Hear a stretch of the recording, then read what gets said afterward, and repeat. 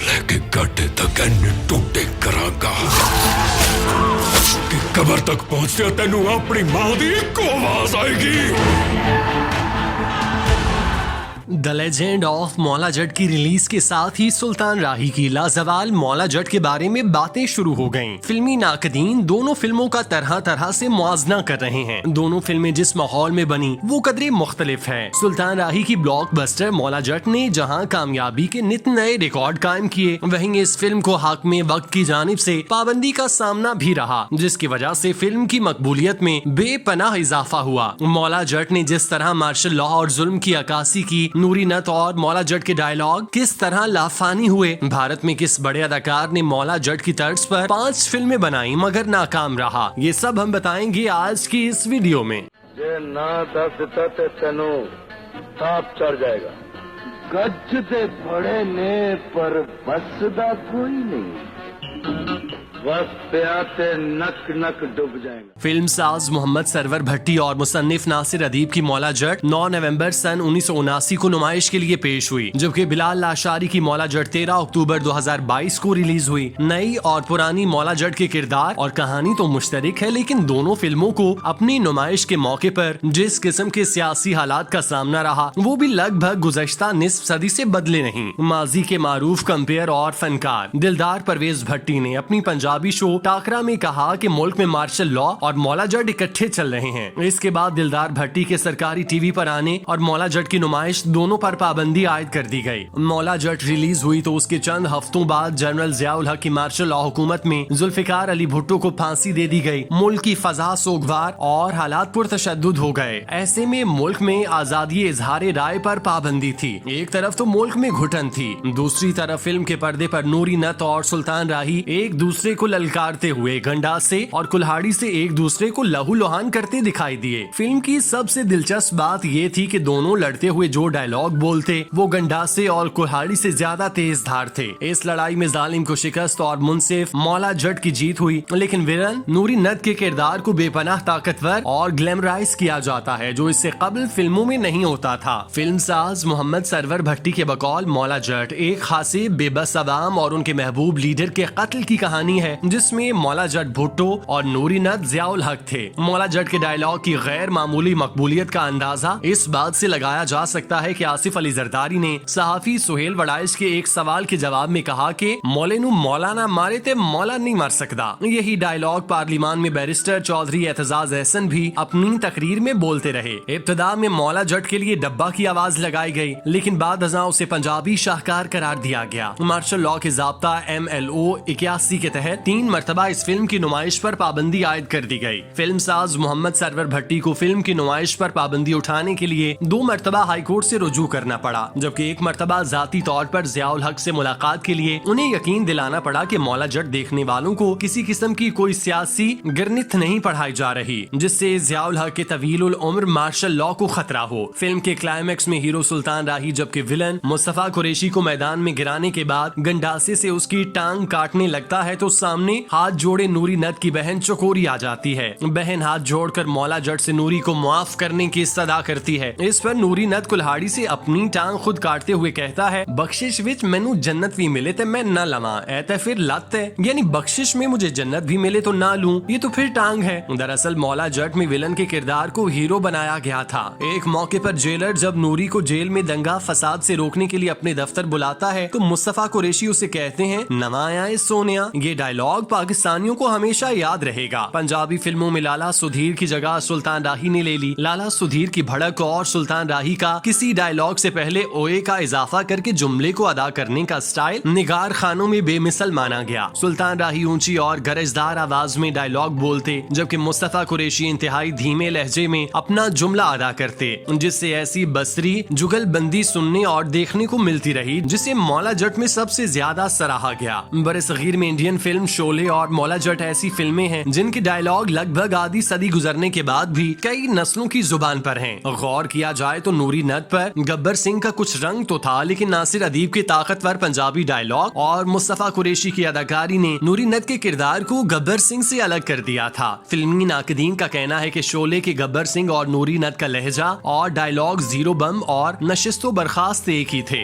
गब्बर सिंह जब कहता था कि कितने आदमी थे, दूसरी तरफ नूरी का जेलर से यूं मुखातिब होना, नमा आया सोनिया, दोनों किरदारों के लहजे का सुर और ठाठ हूबहू एक जैसा है। वाज़ेह रहे कि शोले मौला जट से पहले बनाई गई, ताहम ये हकीकत भी रिकॉर्ड से साबित हो चुकी कि इंडियन फिल्म इंडस्ट्री के फिल्म मेकर्स ने पाकिस्तानी मौला जट की नकाली करते हुए कम से कम 5 फिल्में बनाई, जिनमें सुल्तान राही का किरदार धर्मिंदर और अनिल कपूर, जबकि मुस्तफा कुरैशी का किरदार अमरीश पुरी और दीगर अदाकारों ने अदा किए। लेकिन सच ये है कि वो मौला जट जैसी मकबूल फिल्म बनाने में नाकाम रहे। 80 की दिहाई के आगाज में इंडियन सिख यात्री जब वाघा के रास्ते लाहौर दाखिल हुए तो वो ननकाना साहब माथा टेकने के बाद सैकड़ों की तादाद में शबिस्तान सिनेमा में मौला जट देखने जाते थे। मुस्तफा कुरैशी ने एक इंटरव्यू में ये बताया कि इंडियन अदाकार अमजद खान और उनकी हज के मौके पर मुलाकात हुई तो अमजद खान उनके किरदार नूरी नद की तारीफ करते रहे और मैं उनके गब्बर सिंह की परफॉर्मेंस की तारीफ करता रहा। मुस्तफा कुरैशी ने बताया कि पंजाबी चूंकि मेरी जुबान नहीं थी, उस पर सुल्तान राही अपने मुकालमे गरजदार और चीखते चिंघाड़ते हुए बोला करते थे। उनके सामने मैंने धीमे लहजे में डायलॉग बोलने में अपनी आफियत जानी। मेरी खुशकिस्मती रही कि मेरी मजबूरी ही मेरा स्टाइल बन गई और नूरी नद के किरदार के साथ मैं कई दिहाइयों तक इसी किरदार से जाना जा रहा हूँ। मुस्तफा साहब का मौला जट के हवाले से कहना था कि वो इसलिए यादगार फिल्म बन गई क्योंकि लोगों के दिल की आवाज थी। दबाव के दौर में उस फिल्म के डायलॉग लोगों के दिलों को भाए। इस फिल्म को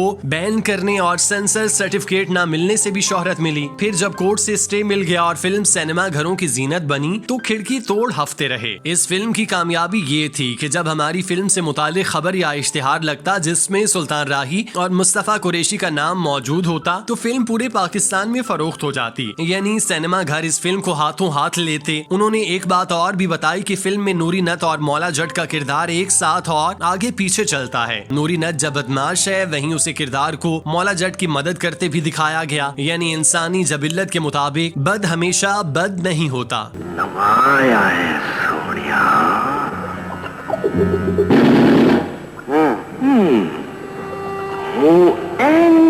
छोटी तलाशेली।